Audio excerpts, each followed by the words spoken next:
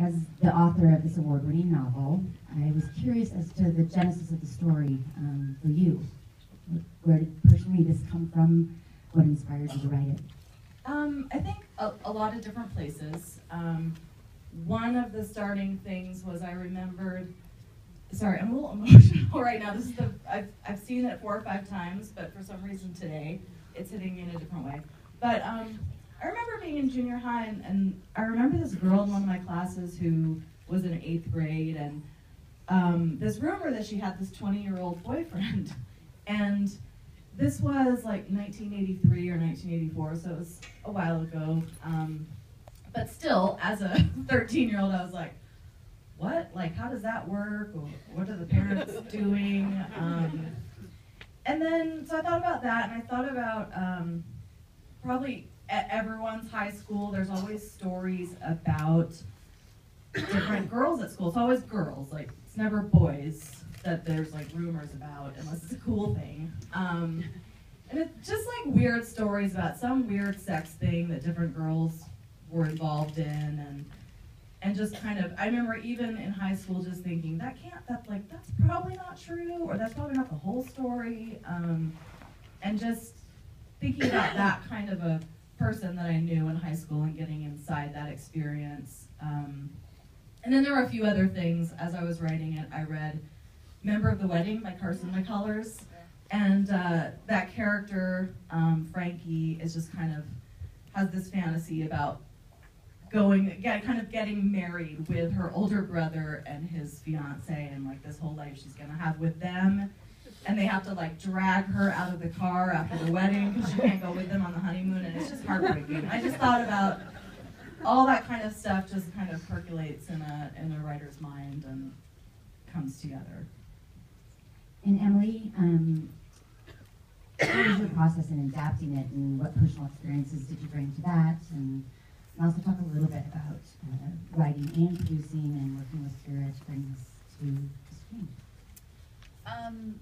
Well, that was a dream come true, literally. Kyra and I have known each other since we were Deanna's age. And, so, let's see, what was the first question? In adapting Sarah's novel to the screenplay, what kind of personal stuff were you bringing to that Well, process? I have 2 daughters, and my daughters were teens at the time. So nothing like this happened exactly to them, but there was a lot of learning about, what to project online and what to put out there, what to share. We had a lot of learning, trials and tribulations with that.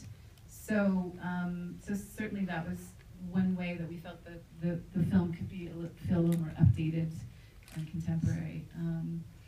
And working with Kyra was fantastic. I mean, it took us so long. This was a real labor of love. It was 10 years in the making. We had another writer-director, and that didn't work out. And, it was a story that really resonated with us, that we felt like was truthful to our experience and to our daughter's experiences. And so that's a unique, property when you find something that's true over so many generations.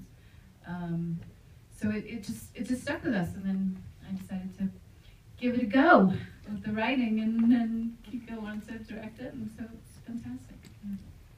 You can definitely tell that there's a lot of personal experience, and this was very personal to all of you in terms of writing and also directing, and kind of just falling in love with this project because it's so important. It does, that's a sign of a great movie when you can see some personal coming out of it.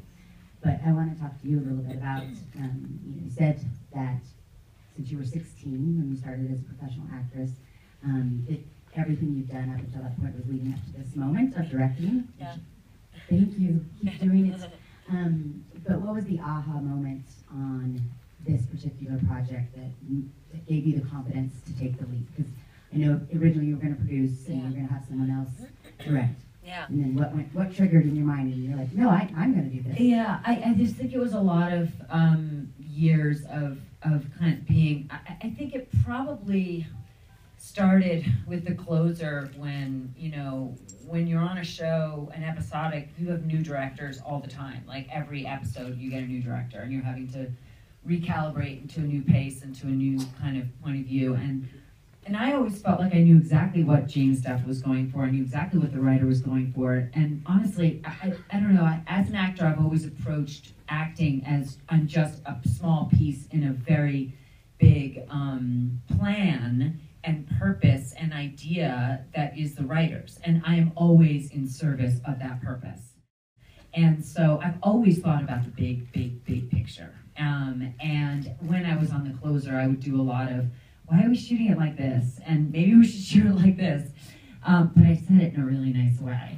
But I didn't always mean it in a really nice way. But I also felt like I always knew what to say to an actor to help unlock them in a scene, and I never would say that to an actor because that's like verboten. You don't give other actors directions in a scene. But I would sort of take the director aside and go, why don't you try this? And then I would see it implemented and I would see it work. So I think also my husband got tired of me, talking about every movie and television show I saw and like parsing it and breaking it up into, this worked and this didn't. Why didn't, whatever. And basically he was really a catalyst for me. It was like, you should direct. And then when the opportunity came to possibly direct this, I thought, well, this is the thing. If there's going to be anything that I'll start with, it'll be this thing that we've had for 10 years, this thing that's always moved me, this thing that keeps haunting me and I feel like is important. And so, and the aha moment, I think, only came really when, the prep was nerve-wracking as hell. And you think the whole time you're racked with self-doubt. But the minute I got on set, I remember I had a director friend that spoke to a lot of directors to get their input before I started. And director said to me, by lunch on the first day, you're gonna know you have it. You're gonna feel really confident and good. And actually, I did rehearsal of the first scene on the first day, and I was like, oh, I got this. After like rehearsal, and I thought, oh, this is great. And then I just was filled with this faith and this deep knowledge of knowing that I knew what to do that far surpassed any feeling I've ever had as an actor. As an actor, I've always been filled with like, I don't know, was it good? Yeah, I don't know, like that annoying person. I don't actually tell people that when I'm working with them, but I do sometimes, has been known to like email the director at 2 o'clock in the morning, are you sure you got that? Because I don't know. But seriously though, it's like there's this doubt that just makes sort of the process kind of unpleasant of acting. And I had none of that as a director. As a director, I was like, of course I know what to do here. And it didn't mean that it was going to be for everybody. It didn't mean to be everybody's choice.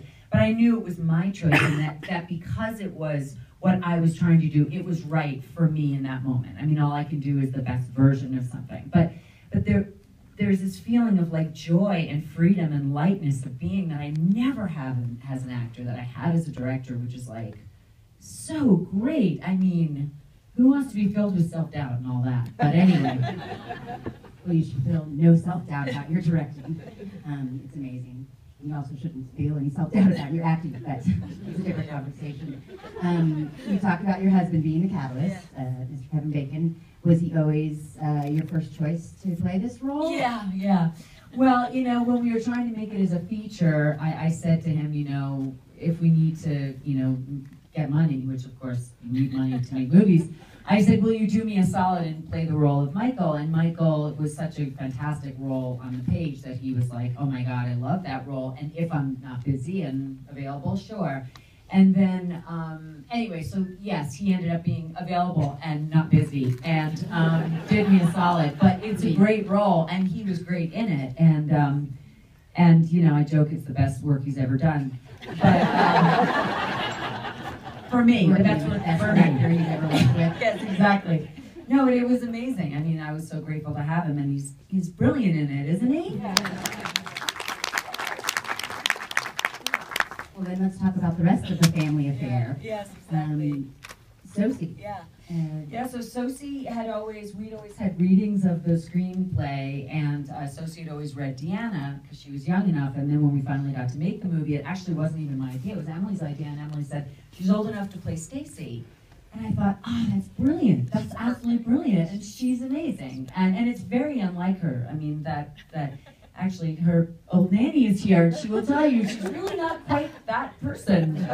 Yeah, no, she's very different, and she's an amazing actress and gonna have a huge career. But yeah, I was really grateful that I literally squeezed her in between her schedule on 13 Reasons Why. You probably don't recognize her, but she's on 13 Reasons Why. She plays Sky and the barista.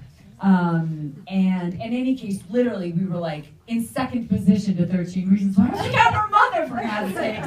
You're gonna be there on the day that I tell you you're gonna be there. And then Travis, my son, is a musician, and you know, I never in a million years thought I would hire him for this, but he wrote some cues after reading the script, and we used them in the edit. And you know, for those of you who know anything about movies or scoring movies, if you usually borrow from like some great score, you know, temporary music to use in an edit. You fall in love with that, and then you hire a poor composer, and you're like, please do what this guy did in, you know, Star Wars. And so, but we were lucky because I fell in love with his cues, and then he wrote more and more music, and we had a great time, and it was incredible. So it became a family favorite. Well, I didn't quite go into it like that.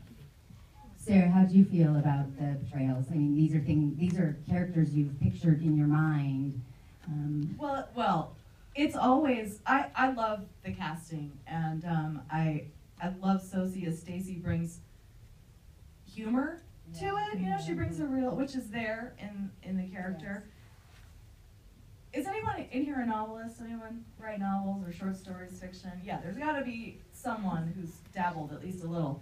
And the thing about writing is everything is an adaptation. I mean, the version of what the characters look like in my head is not probably what I put on the paper, and not what the reader of the book is recreating it in their imagination. So it's always a process of, oh, that's not quite what I pictured, but it's that story, it works. What I think I love the most about how the movie looks and is the production design is so good. It was always important that this was like a working class family, that it had some financial struggles that played into all the tension and tiredness that you sense in the parents.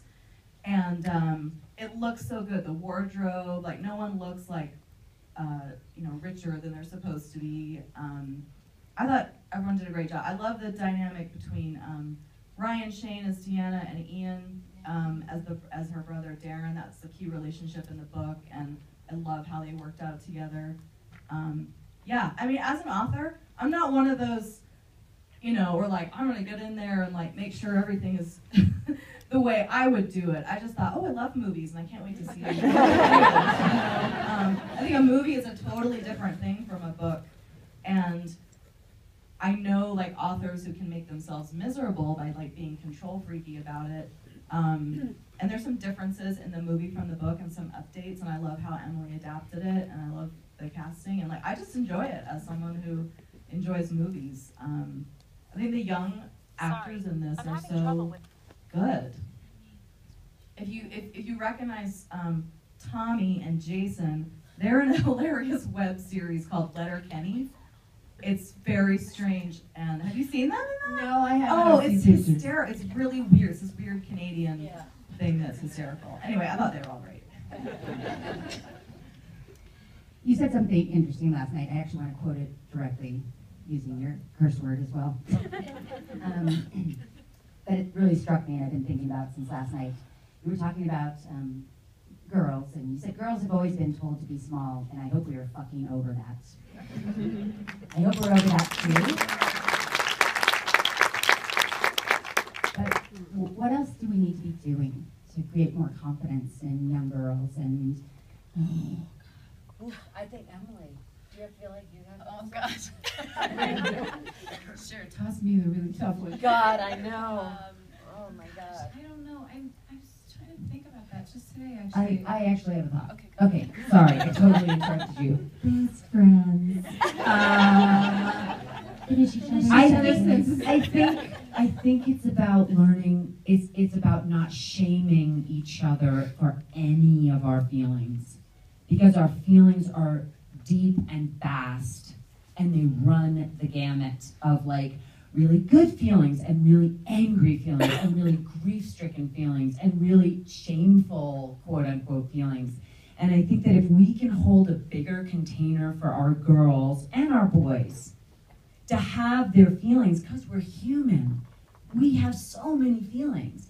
If we can like embrace love and not shame each other for our feelings, I really think that we can move forward as a race, but particularly for girls, because aggression, sexual desires, like things are not supposed to be, or, you know, or just, you know, just rage. These are not things that women are told looks pretty, you know?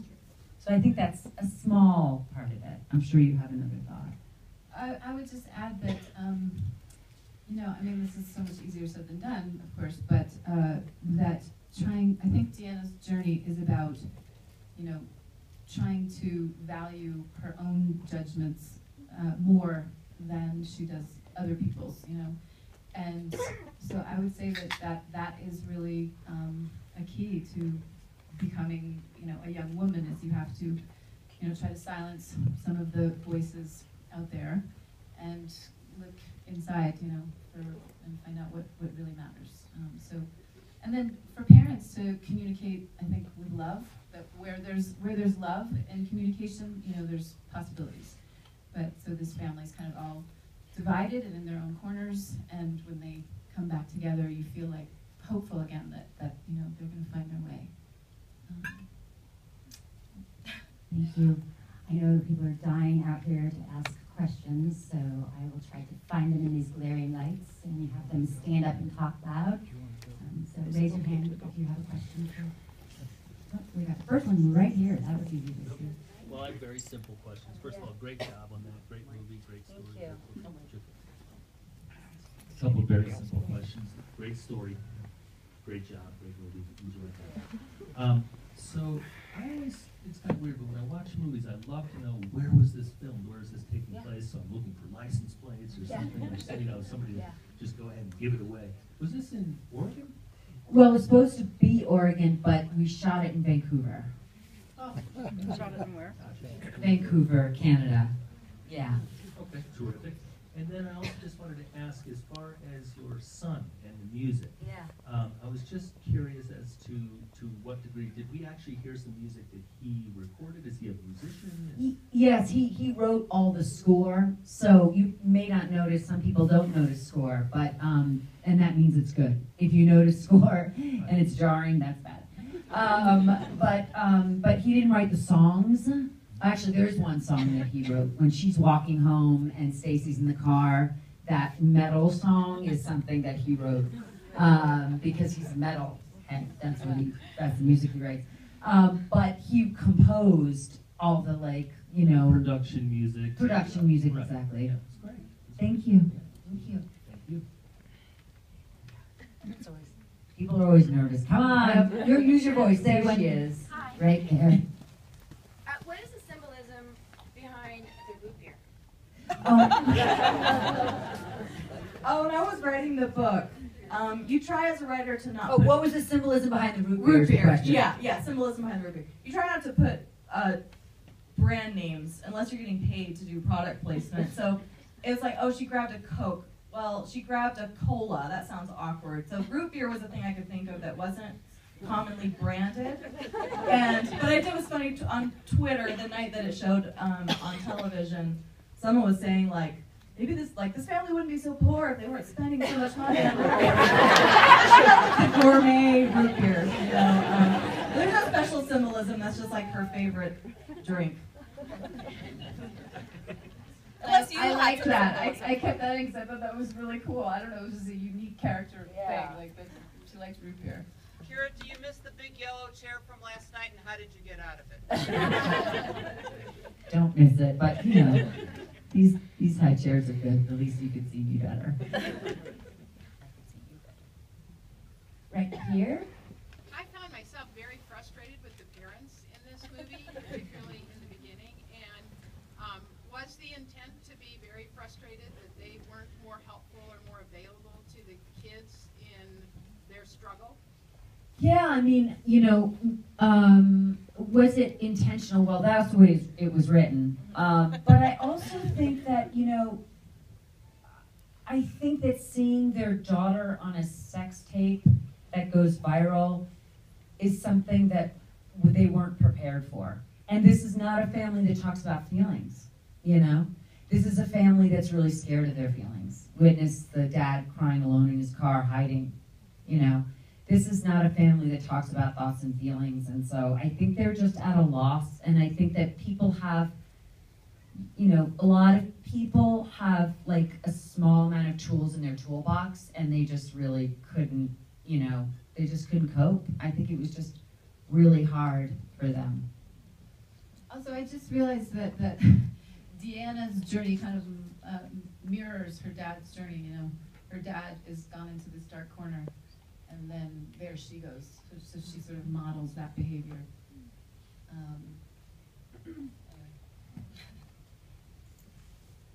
Right here, sir? Did the father lose his job as a result of this? There was a whole thing about the job he had before. Yeah, it's interesting. I know that was a question I've heard actually a few times. No, he had lost his job.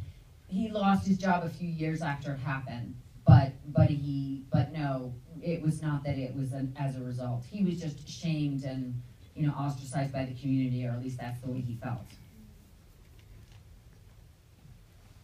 Right here? Not a question so much as a comment. I just love the fact that you were not afraid to show that she had made that film herself, and that she was continuing to make bad choices because of her shame. And I really applaud you guys, because it's hard to show a young woman making bad choices, and yet that is the truth, and that was amazing. So bravo for keeping that in there. Thank you very much. Steve, one right over here. Was Jason's girlfriend always written in as a black character? Or did you do that in the book? Or did you bring that along? Well, it's interesting, because I did the thing that a lot of white people do of just default whiteness. And that's something we're learning to not do so much and question and be like, why is my default idea of a character white? In my mind, in the book, she was white, because that's just sort of the default I had in my mind. And then when I saw the casting, I thought, oh, that's great. Yeah. And I love Nika in this, and she's great. And it would have been great to see more of her, but it's like you can't tell every character's full story in a movie the way you can in a book. But yeah, I'm glad you raised that. I love the choice. Yeah. I love the choice, and I'm just curious if it was originally written in, because that growth, brought a lot to the story as far as I was concerned, as to who the family is, aside from the fears they had. Huh. Interesting. Good. Thank you. I think we've got time for about 2 more.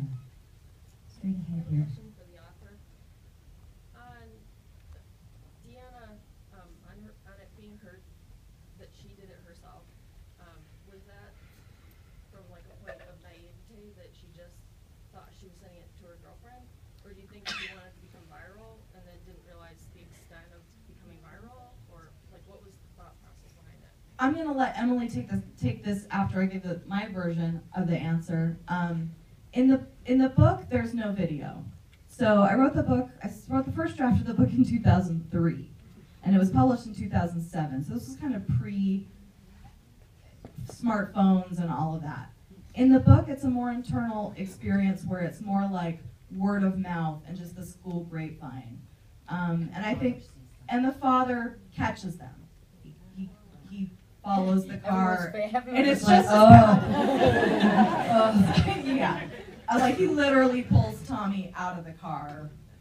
And then when I read the script, the adaptation, I loved the adjustment, and also I think it was important when I got to the part where in the screenplay when I was reading it where you realized that she was the one who sent it, I was like, but in line with what your comment was of this thing of a lot of the book is about the ways we're our own worst enemy, and just how, and back to your question about girls and there's so much in there about sexuality and how girls, even if their parents are not intentionally doing this,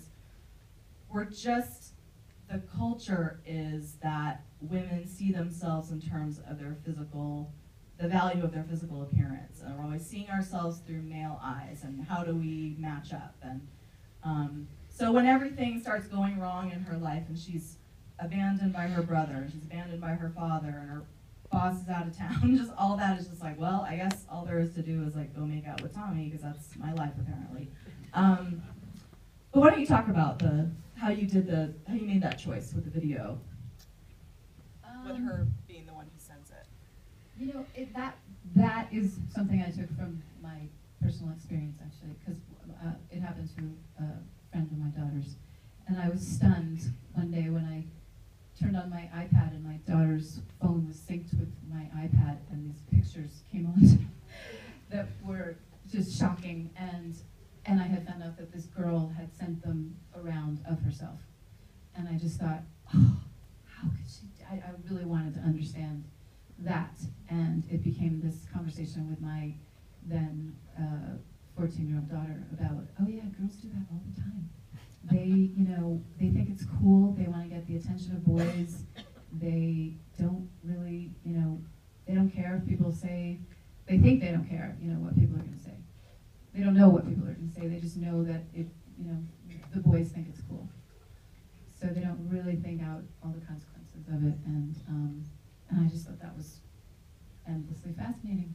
Well, and that's the thing is what we can do for girls better is that it's not, that their whole existence is not about winning the approval of men and boys.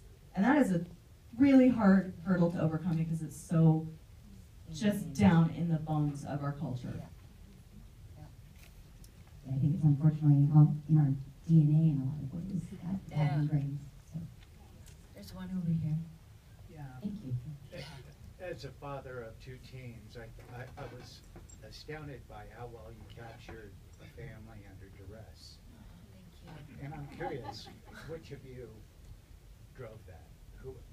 Or was it the cast that just naturally picked it up? Gosh, I really think it was written in the script, and as I said, I just do service to the script, but we talked a lot with the kid, we got the family together. I got the family together really early, and we did a lot of rehearsal, and we rehearsed on set, and I got Deanna and John. I got John Tenney and Brian Shane together 2 months before we started shooting, just to run the scenes and talk about stuff. But what I kept talking about was, this is a family that doesn't know how to talk to each other. This is a family that is ashamed of their feelings. This is a family, and this man is sort of this very, there's all sorts of reasons why he is the way he is, but he's kind of a little abusive. He is, and they're used to that blow up happening, and then everyone just waits for the aftershock that you see in the kitchen. When we shot those kitchen scenes, we shot them pretty much all back to back, and I was like, you guys, this is the belly of the beast. So bring me all your unmet needs from your parents and all your loss and grief and dysfunction from any family that you have, and bring it here, because that's what this is and that's what this needs. And and underneath it all, always, and the thing that makes it so gut-wrenching is they love each other. They're just not, they just don't have a lot of tools in their toolbox. And I think that's what makes it powerful. That must have been an incredibly tough day. How many days did you do in the kitchen? Yeah. Well, we did a couple of days in the kitchen, but we did the first scene where he blows up on his little island, and everyone kind of looks at each other, and then Sosie comes in, and there's, a moment of levity, who died. We did that scene, and then we did the denouement scene at the end where she says, you're always going to hate me, and he says, you think I hate you. We did that the same day. It was amazing. It was actually perfect. I'm going to take this one last one here. I just want to say amazing job, all three of you. But as the mother of a 7-year-old daughter, what an amazing tool that you guys gave us to start a conversation. And not yet, but... That's so nice. That's so nice, and so interesting that you say that, because, we aired on Lifetime, and my dream was that, families would sit down together and watch the film, And the thing is that girls really want to have these conversations, you know, when they're a little older than 7. But even like 10, 11, 12, like you could just, and the great thing is that you can talk about the characters. You're not going to saying to your daughter, how did you feel about that? It's like, what did you think that Deanna was thinking? Or what did you think that, you know, her dad was thinking? And could you understand your dad's point of view? I mean, there's so much like fodder here for conversation that I did think of that being a learning tool. And I think art can do that. And that was great that you mentioned that. I was going to ask, how can people tell, everyone here today wants to go out and talk to somebody about seeing this. So. You can get it on iTunes. It's $4.99. And Amazon. Oh, and Amazon too. Under iTunes, it's under TV, not film. So I didn't know it was on there. Yeah, it's on Amazon. Yay! You can stream it, but don't look at your devices when you stream. Thank you. You can come here and stream it on our big screen the way it was intended to see. Thank you. Thank you so much. Thank you.